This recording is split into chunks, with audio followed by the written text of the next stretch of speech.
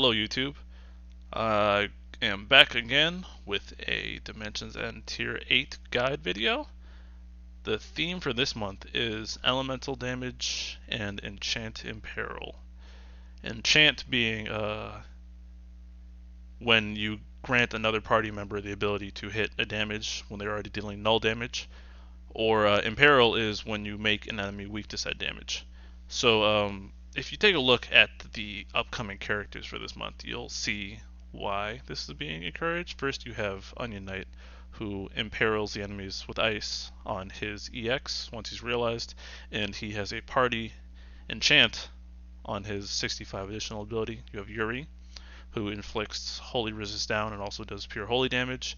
You have Lulu, who gains a fire enchant aura with her EX weapon. Jekt, who is a melee fire DPS. Shantoto, who gains the ability to imperil all elements within 1 frame debuff on her EX. kam'lanaut, who is a melee ice DPS. You have Edge, who is a thunder DPS who has kind of a dodge tank kind of. You have the Twins Lost Chapter, who imperil all of their elements, and they also do elements on their own. And at the end of the month, on Awakening Wave 8, you have Papa Limo, who imperils ice and fire depending on his stance and what ability he uses. And he also is a fire/ice magic DPS. And a great one to boot. But keeping that in mind, I'm going to go straight into what I normally do for these videos, which is describing the stage and the waves, listing the roles you want to cover, showing off popular characters and explaining them in context, showing what I'll be doing, and showing some auxiliary data. And yeah, that should be it. Without further ado, let's get right into it. So, first wave. If you've done Dimensions End Entropy Tier 1, you will have seen these Humbabas before. And now there's 2 of them. Exciting, isn't it? Your goal for this stage is to live. And something that's going to be about each wave, there's 4 waves, but each wave doesn't really have a terrible amount of HP. It's pretty balanced, but there's 4 waves of bosses, so you're going to want to stay pretty much evenly attacking and pace throughout. There's nothing special about these guys. Oh, something also to highlight real quick. This entire stage is range resist. So if you were thinking about bringing RNA, you're like, oh, I'm saving her. Unless you get Lulu on this stage, or Garnet, or some other aura imperil, RNA is going to be doing nothing. Nothing at all. She's going to be doing garbage damage. Don't even try unless you imperil her. Even melee and magic are cool, but ranged is resist throughout. So don't expect her to use her effectively here unless you grab Lulu. Anywho, yeah, just don't die on this part. What's next? The real highlight of this stage, though, is the Elemental Behemoths from Realms event in Lost Chapter. I'm going to explain them a bit before anything else, because this is going to be what stops people, I predict. It's what stopped me. This stage, actually, this stage made me stop playing the game. I tried to quit after this because I was so frustrated I ended up coming back, but this stage made me quit for about 3 weeks straight. That's how frustrated I was with it in the Japanese version. So the way these behemoths work is they start off in their blue stance, and they are, if they haven't been hit with elemental damage, they are resistant to every type. Every single type. Melee, ranged, magic.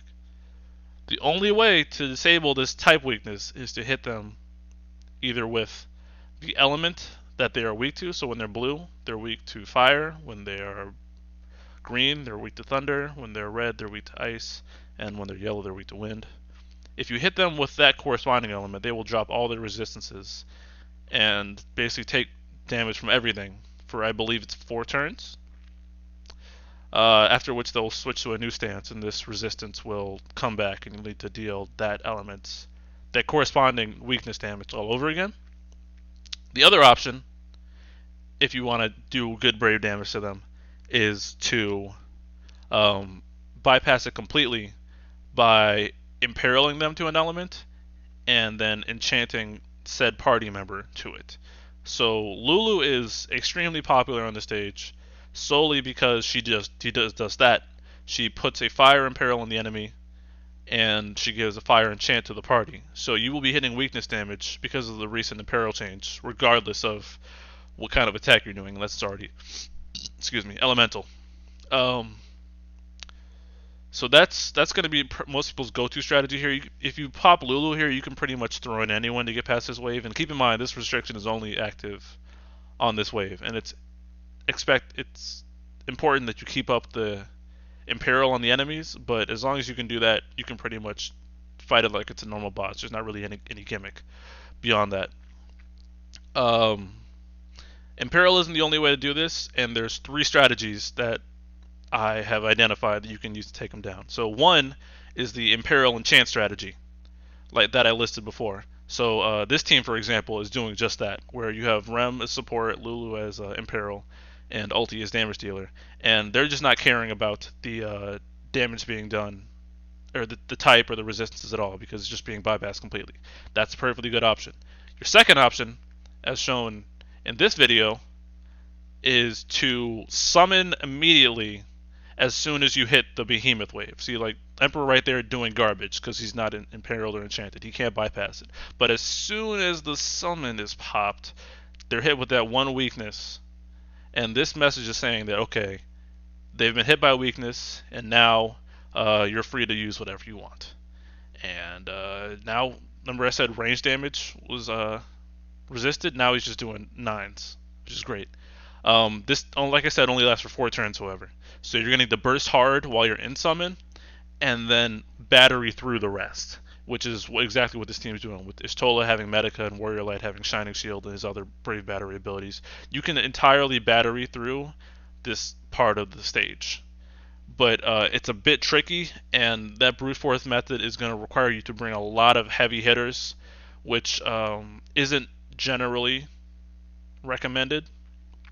Your third option is to bring people who already do elemental damage, like Sabin and Yuri. So Sabin is a person who can set himself up to do weakness damage, so he's just not going to care in general. So it's kind of a step 0.5 to my first one, where you're just ignoring the mechanics completely, but you're not doing it on a party basis. You're just bringing characters who can supplement themselves by doing damage.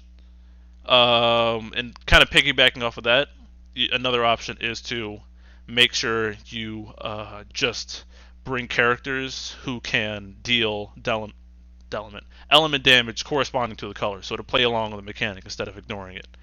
For example, Edge will knock them out of dodge mode when they're in wind. Well, he'll knock them out of resist mode because he hits thunder damage when they're like that.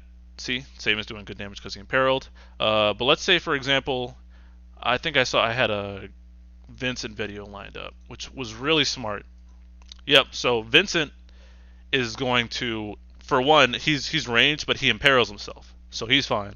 But he has the ability to deal fire damage on his skill 1. He can deal lightning damage on his skill 2, which will trigger the weakness condition to make them resist nothing for 4 turns. And along with Shiva Summon, you're basically able to what's the word to say it? You're basically able to take down 3/4 of the elements in this wave, which is awesome. But it's not, like I said, you just need to get through this wave through some element somehow. You're gonna need to deal with it. You can't avoid it completely. Even if you battery through the whole thing, you need to summon and get a good amount of burst off, or you're just not gonna live through this wave. Your damage won't be enough. Anyways, going through the rest of the fight, after you've dealt with them, who they don't have that much HP, so bursting them is a very real option. But you have the Ochu with its adds. It's kind of similar to the Bosch boss. I don't remember exactly how it works, but it's easily the least threatening part of this fight, and it's good for you to kind of set up and make sure you're healed if you have any last wave passives to go into the last wave, which is dun dun dun, dun my best friends, the Kraken and the Leon Tiamat. These bosses are disgustingly nasty. They like to one-shot you, and that's another theme for the stage as well. It's just full of bosses who like to grab you and one-shot you, which I'm really not a fan of. We've all fought that Kraken before. It's this wave is hilariously similar, and I got this point out to me in Discord earlier. It's hilariously similar to the end of Dimensions End Tier 3. It had two similar types of bosses, but they were different reskins. But all dude on the left is going to delay you, speed up. The Leon Tiamat is the one that if you get broken in one shot, you probably die. So if this thing's targeting you, you probably want to make sure not to get broken because you have a very good chance of getting one-shotted from something. It's weak to ice, which encourages use of Onion Knight on this stage, or Shiva, but it's not completely necessary. And again, your strategy will depend on how you're dealing with the Behemoths in Wave 2. But that's most of the stage. Just watch out. Most of these attacks are single target Brave plus HP. In fact, I am pretty sure that's the only kind of HP attacks that occur on the stage, from the Humbabas to this stage. So if you've got Zac free and you have the possibility of enchant, well, actually you don't even have to enchant Zac, but I'll go into that in a bit. Right now, next, I'm going to go over team members that are popular here from the Japanese Discord side. Throw them in context. Lulu, for reasons I explained before. One, she was released around the same time as the fight, so she's encouraged heavily. Because if you bring her here, you can pretty much slot in whoever you want and not really care. I don't think she's that great of a unit. This kind of a tangent, especially from the people that I've talked to about her as well. She pretty much, in my experience and what I observed playing the Japanese version at this time, she kind of was used here and used in kam'lanaut's Chaos, and she just fell off the face of the earth. So if you're investing in her, and if you're like, oh, I got to do meta, Lulu, I really hate putting her in that bucket, but Lulu isn't exactly special. I'd rather invest in Onion Knight, but I'm going to be going into that later. That's a bit of my bias, though. Yuri's really strong. Arguably he's entirely tied for Pinello as being one of the strongest units to come out next maintenance cycle. He imperils himself. Not imperils. He imperils enemies to holy, which means he's self-sufficient on the stage. He doesn't need an imperil at all because he handles it himself. Warrior Light is popular because of the Brave plus HPs on this stage. They get really nasty. I personally use Warrior Light here. He made my life easier. Skill 2 was resisted, but who cares? He wasn't doing that much damage anyways. Ultimecia, pairing her with Lulu was a popular choice, just because the stage is tricky. Since Lulu's fire enchanters an aura with her EX now, Ulti can do damage as she pleases. Ishtola, crazy battery if you're planning on trying to bypass the Wave 2 with pure battery. She's the one to go to. Shantoto can enable any elemental user because her EX will imperil all elements. So if you bring a full elemental team and Shantoto's on it, you're not going to really have to worry about anything else because you are guaranteed to do weakness damage. Easy peasy. Rem is great because this stage also has some speedy characters, especially with the Kraken on the last wave. It gets speedy. So do the Humbabas, they get scary, but Rem's AoE and heals are stellar for this stage. She's definitely excellent here. Onion Knight has a temporary imperil on his additional abilities to 65, and he enchants with the AA and he imperils with his EX. So he has just enough utility and aura to bypass the Wave 2, but you don't need to bring a full-fledged enchanter for the rest of the fight if you got him. And he could potentially work at 0 out of 3. So can Lulu, by the way. So if you're trying to get a budget way through the stage, Onion Knight and Lulu, and probably Yuri are probably your best bets. Zac is great here too, as provided you can imperil him and enchant him. Not necessarily though, he can do it without, but it's going to be trickier. But like I said, there's a lot of single target Brave plus HP attacks, and Zac pretty much says no to those, so he'll be super valuable. Edge for dodge shenanigans.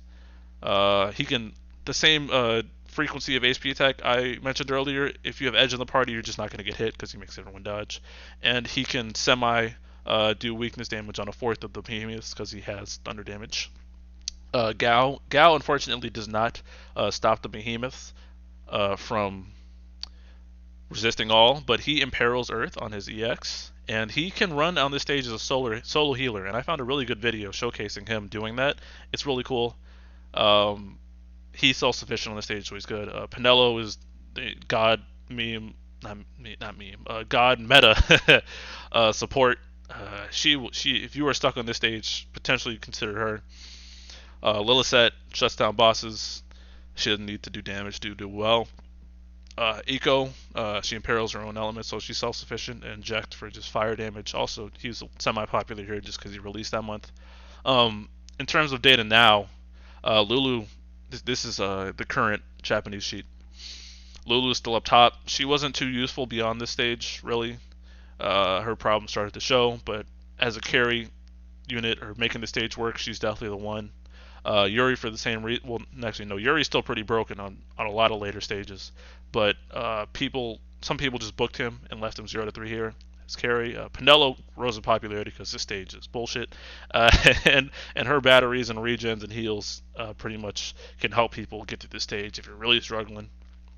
Onion Knight rose in popularity here over time just because probably a lot of more overpowered units got freed up. Like he overtook Ultimecia crazy. Like wasn't he above her before here? What was she at?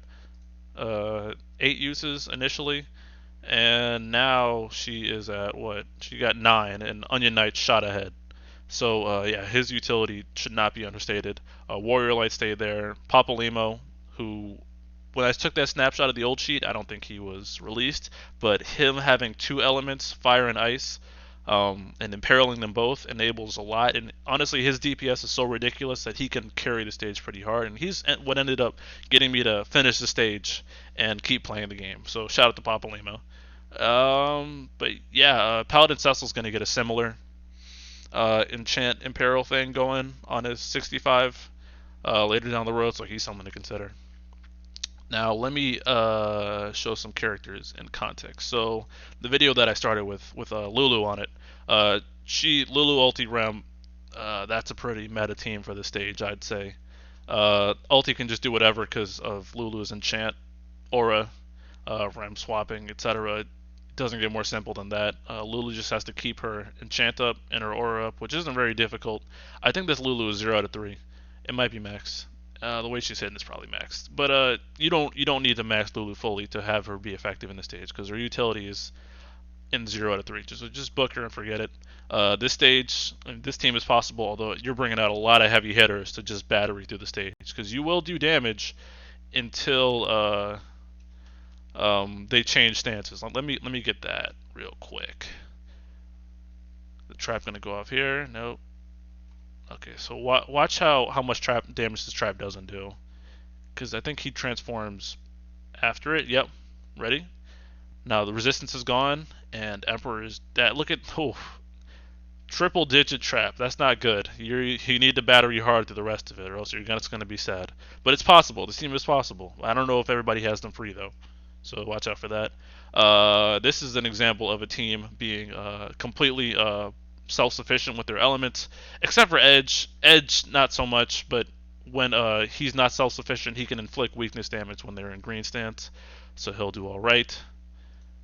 Yuri's really good. Here's Onion Knight in action. This actually isn't that great of a showcase. Let's see. Here is another example of Yustola letting people battery through this. This team had to summon to trigger the weakness damage. Because things were getting dicey, but it allows Zach to do real damage now because before, let's see if I can. Golbez, however, is fine. Golbez doesn't give a fuck. See, weakness damage, but then real damage. Look at that. Look at that. See if I can get Zach on here right quick. Yeah, did you catch that? Look how much he didn't do with his rush assault. Single digit Zach feels bad. Oh yeah, you I mean, they made it to the end of the stage with this team by timing a summon and all. But whoo, that's tricky. And after tier 7, I don't know how many people are gonna free up Zach. So just consider it. It's an option. Score's still fine. Kryl to enable weakness damage. Kryl is actually a sleeper here. She can do very well because she can cut out part of the Behemoths when they turn green, which is I think what they changed to after they changed blue. So you can time summons with that. Zach here for the tank again, Yuri for the heals, and Aura and all the Yuri things, him being OP. Penelo and Garnett and 8. This is a doozy of a team. Garnet can be used as your Imperil if you have her maxed out. So Garnet fans rejoice. Eight's also fine on the stage. You can extend his buffs. Eight. I think Aiko can extend Edge's buff too. So you could kind of. This team is actually pretty godly. Let's see. Zach, Kate, Vincent. Vincent canceling out the stances, like I said earlier, and Shiva summoning being the third means you're pretty much good for this part of the fight. Let's see what score they got. Yeah, see, look, got to the end with Vincent. Oh, did they? I think they got it right at turns too. Yeah, look at that, right on time. Woo. Nice. This team is interesting because it's relying again mostly on regen. They're just tanking through it, and they have self-sufficient Golbez on the team. So he's the main DPS, and Sarah is shutting down. Sarah's shutting down the bosses and batterying, while Pinello also provides crazy battery. And since they battery each other, they don't really need to worry about Brave Shave because Golbez can cover that. I think it's a 1 out of 3 Sarah. This team is probably my favorite I've found so far, just because it shows Gao solo healing, which is pretty cool. Let's see, because Toto imperiled his element. He took some damage, but he can heal on his off turns. Nice. And Lily doesn't need to do elemental damage, so the Imperial doesn't really matter for her. Look at that output from Gao. Just from an HP plus, that's excellent. Yeah, that's pretty solid, I think. What else we got? Papa, you're showing him off on this stage. He can just hit weakness like it's nobody's business. Twins also have their stack enchant. I think that's what their debuff is called. But look at this damage from Papa. Look at that. Oh man, I really hope he gets hyped near the end of this month because he is good as hell. Oh my god. See, look at that. That EX and a free turn with a follow up, and then he gets a free skill right after that. Although they didn't use it for some reason. That's none of my business. This is a Pinello 35 only team, but Vanille is dealing the damage. Well, I mean the debuffs, and Onion Knight is there for the Imperial, and you can coast along with just that. Now to push my own videos. This is the team that originally got me through this stage. Cam, Papa, and Warrior Light tanking. Cam being the kind of semi DPS, but he's bringing utility with his attack down and his paralyze, and Papa being the star of the show, giving out Ice Imperial to the bosses and shutting them down such that Cam can do real damage, which is very nice. And a team I ended up doing later on, which was Purple Vein, Purple Warrior Light, and I Imperil and Enchanted with Cecil's AA, which gives party-wide holy damage, and Vayne can just take advantage of that free turns because he can ignore it. Just like that. Pretty good. I also found this section on Ultima recently. Grand Assault, but it kind of mirrors what I said, saying some of the useful characters for Lulu. For stage 8 are Lulu, just because of her ability to bypass the weaknesses pretty much easily. Rem, just for turn control, and Shintoto to enable any elemental unit possible. Some example teams that they have on this stage. Ultima's not a bad website, just the tier list gets a little wonky, but Zac, Pinello, Cryo, Cam, Onion Knight to Imperial Cam, and Eco the heal, and be self-sufficient.